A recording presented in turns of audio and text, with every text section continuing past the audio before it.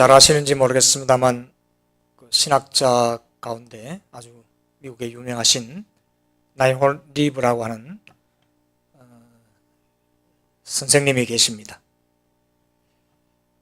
그분 책 중에 Beyond Tragedy, 비극을 넘어라고 하는 책이 있습니다만, 오늘 제가 그 책을 좀 근거한 건 아니지만 제목만 빌려서 Beyond Survival 라고 하는 제목을 잡아보았습니다. 사람들은 다 살고 있지만 윤택한 사람들은 많이 모아서 아주 생존력을 가지고 살지는 않습니다. 한 달, 1년 먹을 게 있으면 생존에 대한 개념이 약해집니다. 그러나 이 땅에 사는 많은 우리 이웃들, 사람들 가운데는 하루하루의 생존을 위해서 사는 자들이 있습니다. 이렇든 저렇든 저는 오늘 제목을 생존을 넘어 인간이 인간다움의 삶을 살아야 하는 그런 말씀 속에서 제목을 잡아보았습니다. 교회 역시 교회가 이 땅에 많습니다만 교회가 그 자체의 사명을 마다하고 교회의 생존에 머물면 이건 이상한 겁니다. 교회는 미션이 있고 또한 여러 가지 사명이 있습니다만 사명을 다 잃어버리고 교회 자체가 생존해 나가려고 하는, 이건 어떻게 보면 있으나 마나한 겁니다. 교회가 왜 하나님께서 세우셨는데 교회가 왜 생존하는데 허덕이느냐, 이건 좀 어불성설입니다. 한국의 거대 교회, 또 거대 교회를 목회하시는 목사님이나 작은 교회든 어제 개척한 교회든 그들은 최선을 다했으며 기도하며 하나님의 능력을 바라면서 남부럽지 않게, 또한 때로는 남부럽게 성장도 하고 그랬습니다. 그러나 가만히 보면 대부분의 교회가 사실은 사명과 소명으로 모인 교회인데 교회가 먹고 사는 문제, 생존에 아직도 발부둥 치는 그런 교회가 많습니다. 조금 더 제가 좀 비판적으로 말씀을 드린다면 저 자신을 포함해서 아무리 큰 교회라도 처음에는 다 어렵게, 아주 옛날에는 우리 한국에 다 가만히 깔고 교회를 개척했습니다. 근데 그 교회들이 다 부흥을 해서 교회도 크게 짓고 엄청난 여러 가지 정말 남부러운 그런 교회들이 다 됐지만, 그러나 목회자 한 사람의 생존에 머물러 있는 교회들이 그 엄청나게 큰 교회들도 많습니다. 목회자뿐만 아닙니다. 어떤 스태프들, 그들의 생존, 먹고 사는 문제에 아직도 매달려 있다고 하는 것은 뭔가 문제가 많은 것입니다. 1000명이든 10,000명이든 몇십만 명이든 개척했던 그 멤버의 그 어떤 생존에 매달려 있다고 하는 것은 대단히 유감스러운, 하나님의 교회 이전에 유감스러운 것입니다. 그 생존에 머물러 있는 근거가 뭡니까? 바로 세습입니다. 그러지 않습니까? 목회자의 세습입니다. 그러나 목회자의 세습을 목회자가 바라는 겁니까? 아닙니다. 제가 볼 땐. 목회자가 자식에게 세습을 하기는 대단히 어렵습니다. 그럼 누가 세습을 원합니까? 같이 개척했던 사람들이 원합니다. 그게 편하거든요. 지금까지 해놓은 모든 체제 속에서 이것이 뒤집어지면 어떻게 하느냐, 어긋나면 어떻게 하느냐, 이상해지면 어떡하느냐, 목사님의 목회 방향이 달라지면 어떻게 하냐는 것을 두려워하는 자도 없잖아 있다고 하는 말씀입니다. 그렇기 때문에 교회가 세습을 하고 세습을 원하는 것입니다. 목회자만 자기 자식에게 세습을 시키는 게 아니에요. 교회가 다 그렇게 허락하잖아요. 그 이유를 잘 보십시오. 뭡니까?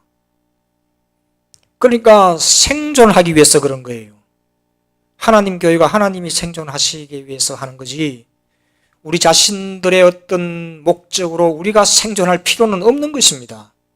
하나님이 운영하십니다. 할렐루야. 교회는 하나님이 운영하시는 거예요.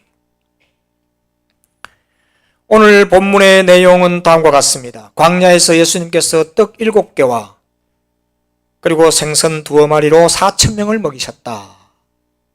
요한복음에는 떡 5개와 물고기 2마리 5,000명 먹인 사건이 나옵니다만, 오늘 마가복음에는 4,000명을 먹였었다, 그렇게 하는 말씀도 나옵니다. 모두 다 배불리 먹고 7광주리가 남았습니다. 그리고 난 뒤에 이제 기적을 체험하고, 그리고 난 뒤에 이제 배를 타고 호수를 건너 달마누다 지방으로 가려고 제 아들을 재촉하고 있습니다. 그런데 배를 타려고 하니까 제 아들이 우리가 그때 많이 먹고 남았는 떡을 안 가져왔다. 야, 누가 떡 있냐고 물어봤더니 1개밖에 안 가져왔어요. 그랬더니 웅성웅성거리면서 그 떡 몇 개를 더 못 가지고 온 것 때문에 걱정하고 안타까워하는 것입니다.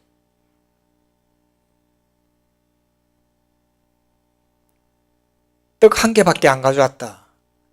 아무것도 없는 데서 예수님께서 방금 전에 마가복음에 7,000명을 먹이셨는데, 4,000명을 먹이셨는데 지금 1개밖에 없다고 다시, 그러니까 몇 시간 전에 기적을 보았던 제 아들이 배를 타려고 했는데 1개밖에 없다 하는 걸로 지금 걱정이 태산입니다.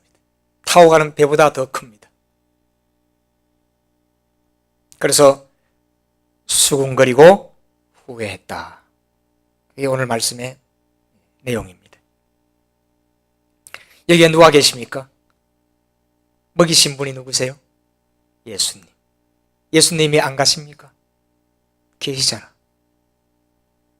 예수님이 같이 계시고 예수님이 그 배를 타시고, 그런데 1개가 있든 5개가 있든 7개가 있든 뭔 상관이에요.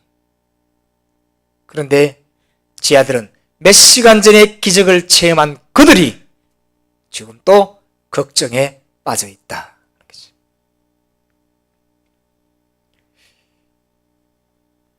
교회야말로 기적의 산물입니다. 이 세상에 있는 모든 교회는 떡 하나로 시작했습니다. 하늘에서 떨어진 교회는 없습니다. 이 세상에 하나님의 교회 전부 다 어떻게 수십만 명이 되든 거대하든 그저 몇백 명이 되든 지금도 아직도 허덕이 듣는 모든 교회는 다 떡 1개로 시작한 거예요. 그러지 않은 교회 없습니다.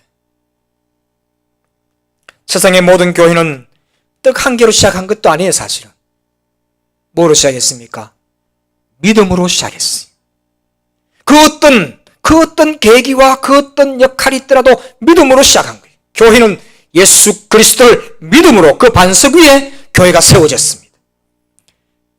빨리 부흥한 교회도 있고 아직도 제자리인 교회도 있고 아직도 힘든 교회도 있지만, 그러나 모든 교회는 하나님께서 예수 그리스도에 통하여 비전을 가지고, 아무것도 없어도 비전을 가지고 이 땅에 탄생한 것이 바로 주님의 교회인 것입니다. 탄생하는 교회야말로 생명운동으로 세상 만방에 흩어졌습니다. 여러분, 구약의 말씀은 주님께서 하신 말씀, 세상 창조를 다 하시고 난 뒤에 하신 말씀, 생육하고 번성하라 그랬었습니다. 마태복음 1장은 뭡니까? 마태복음 1장은 굉장히 길고 우리가 때로는 읽다가 덮기도 하는 1장인데 거기에 나오는 말씀, 생명의 말씀이 뭐예요? 낳고 아닙니까? 이게 생명의 말씀입니다. 번성의 말씀입니다. 하나님의 역사는, 예수 그리스도의 역사는 낳고의 역사입니다. 죽고의 제사만 지리는 역사는 인간의 역사예요. 그러나 하나님의 역사는 낳고의 역사입니다. 그러므로 오늘 이 말씀을 들으시고 마태복음 1장을 다시 읽어보십시오. 감격할 줄로 믿습니다. 지루한 게 아닙니다. 이름은 잘 몰라도 전부 다 낳고의 역사인 것입니다. 하나님이 그렇게 역사하시는 겁니다. 하나님의 교회는 하나님이 직접 낳고 세우시고 하나님께서 창조하시고 구원사업의 결정적인 하나의 역사의 결정적 체인 것입니다. 그런데 오늘 그런 교회가 그 자체의 생존에 허덕이고 있다니, 안주하고 있다니, 아니 교회가 생존 전략을 가지고 지금 무슨 작전을 짜고 있다니 안 되는 겁니다. 주님이 하시는 것입니다.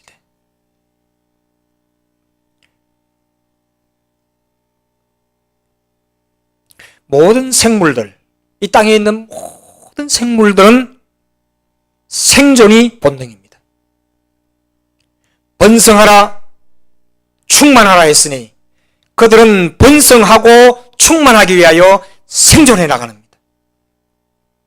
그러나 인간은 그렇지 않습니다. 하나님께서 형상으로 만드신 우리 인간은 무엇인가? 우리 인간은 하나님께서 세상의 만물들, 인간을 제외한 모든 만물들은 생육하고 번성하라고 하나님이 말씀하셨습니다. 인간은 무언가 그러면? 인간도 역시 동물과 같이 생존하고 번성하는 것인가? No. 하나님은 왜 우리를 택하셨습니까? 사랑입니다. 할렐루야.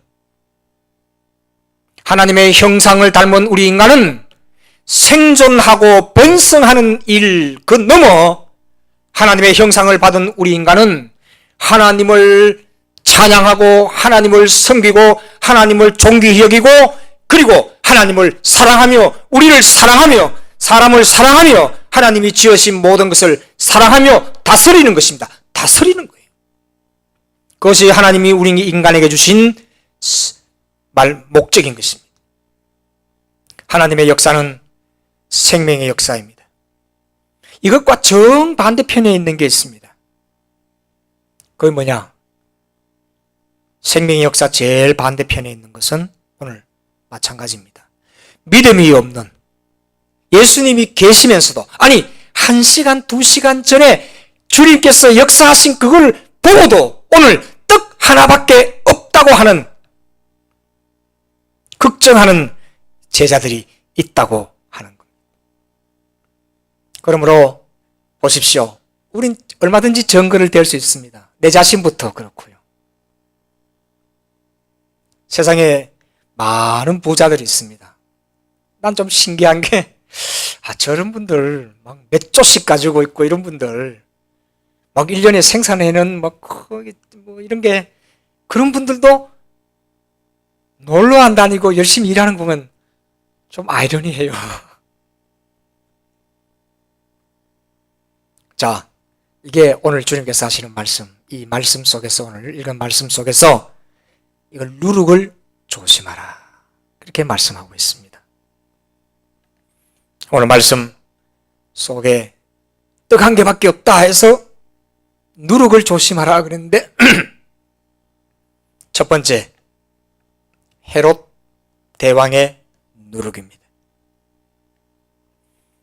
헤롯은 그의 조상 때부터 생존에 연연한 가문입니다. 이 사람들은 아까 말씀드린 대로 생물과 동물들이 생존에 연연하듯이 이 헤롯 가문은 우리 주님께서 헤롯의 누룩을 조심하라 그랬는데 이 헤롯의 누룩은 생존에 연연한 가문입니다. 아무리 있어도 두렵고 아무리 가져도 두려운 거예요. 헤롯은 분봉왕입니다. 분봉왕. 분봉이라고 하는 말은 뭡니까?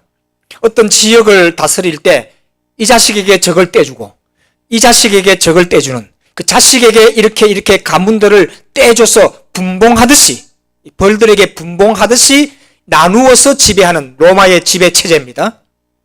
분봉왕 헤롯이 왕입니다. 왕인데 두려워요. 그걸 헤롯의 누룩이라 그럽니다. 헤롯 가문은 이스라엘의 혈족은 사실 아닙니다. 그러니까 사마리아인들처럼 그렇게 아주 일방적으로 괄시만 받는 그런 백성도 아니지만 비슷합니다. 피가 섞였어요. 그래서 그들은 반칙으로 어떻게 하든지 생존하려고 조국을 배반하고 강자 로마에 붙어서 살고 있습니다. 왜? 분봉왕이니까. 왕도 누구에게 불붙어 살아야 돼요. 그러면서도 빌붙어 살면서도 자기 백성을 괴롭히는 거예요.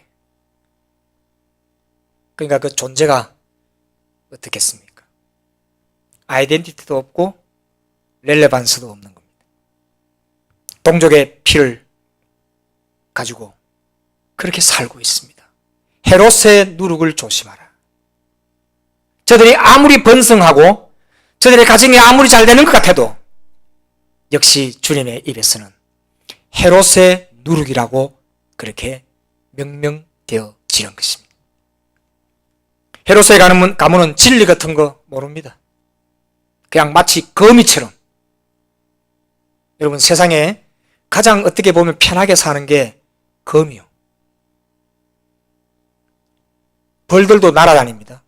개미도 일을 합니다. 거미는 넷들을 딱 쳐놓고 걸려드는 놈 잡아먹습니다. 편합니다. 거미의 넷들 쳐놓고 걸려드는 것만 먹습니다. 아무것도 안 해요.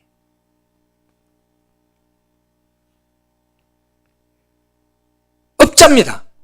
그렇게 자기 생명을 유지하는 그런 헤롯이었습니다. 헬라인의 누룩도 있습니다.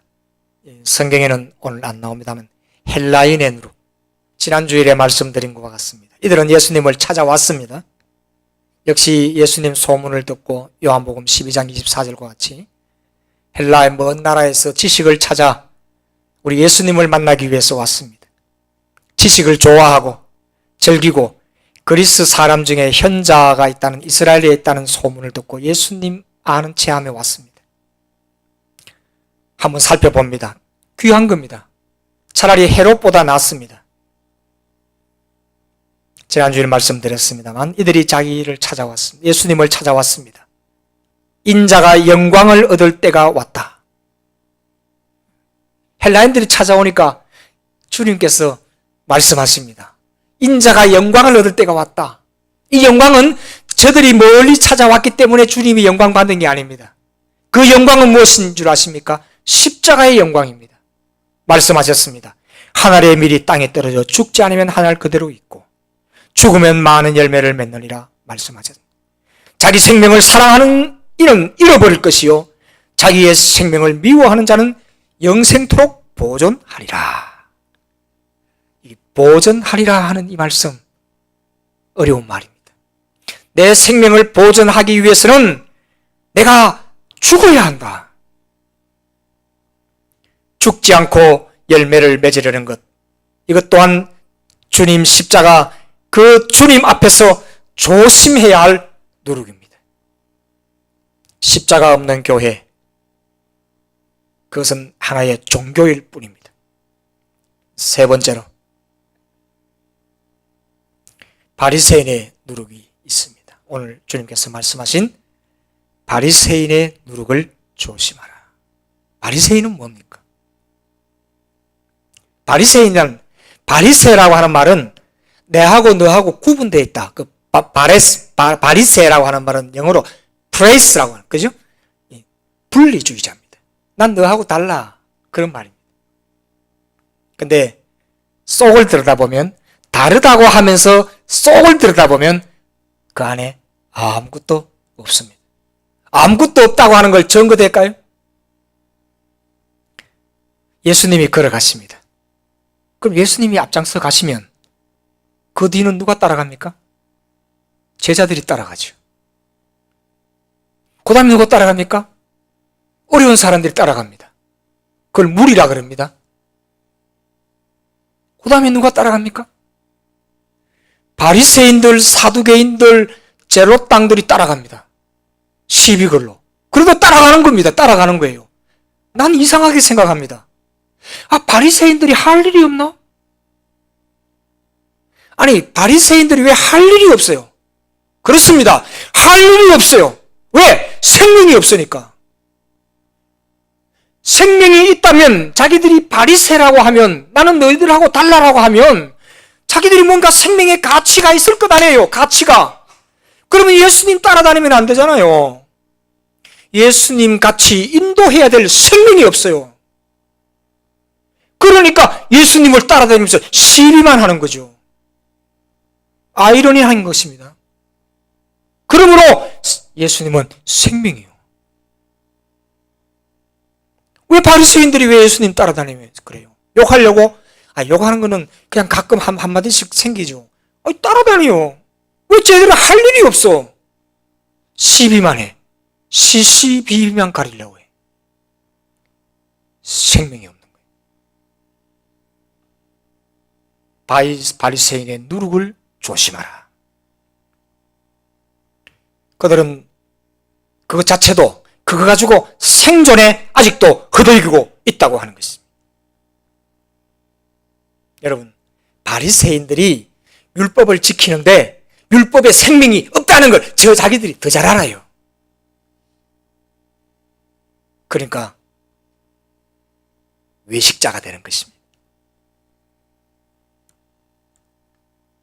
사람이 떡으로만 사는 것이 아니요 하나님 입에서 나오는 말씀으로 사는 줄을 네가 알게 하려 하심이라. 신명기 8장의 말씀입니다. 한 말씀만 드리고 말씀을 마치겠습니다. 여기 옥수수가 있다고 합시다. 제 손에 든 요만큼의 옥수수가 있습니다. 옥수수. 그럼 이 옥수수를 한 자루 만들려면 방법은 딱 두 개밖에 없습니다. 하나는 옥수수를, 여러분 옛날에 우리 어르신들 한국에서 뻥튀기 기계 아십니까? 설날에 한 요만큼 옥수수 가져가가지고 이거 좀 튀겨주세요 하면 불을 떼가지고 돌리는 뻥튀기 기계가 있습니다. 그럼 거기서 한 5분이나 한 10분, 정확한 시간은 모르겠습니다만 거기에 불을 떼가지고 돌립니다. 그러면 이제 조금 이제 소리가 나면 이제 그걸 그 아저씨가 뺍니다.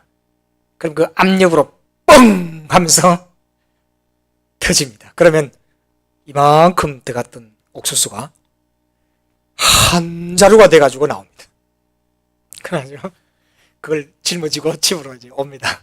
식구들끼리 나눠 먹습니다. 문제는 뭐냐?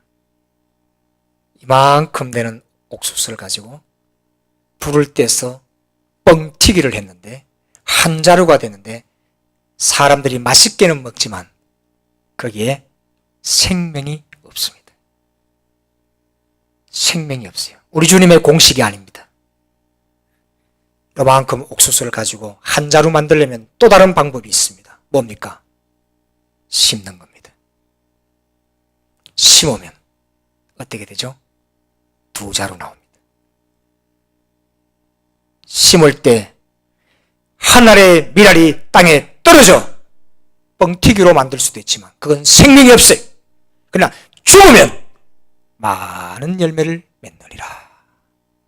옥수수 하나가 들어가면 한 자루, 두 자루, 세 자루 썩으면 이것이 주님의 생명의 말씀입니다. 할렐루야.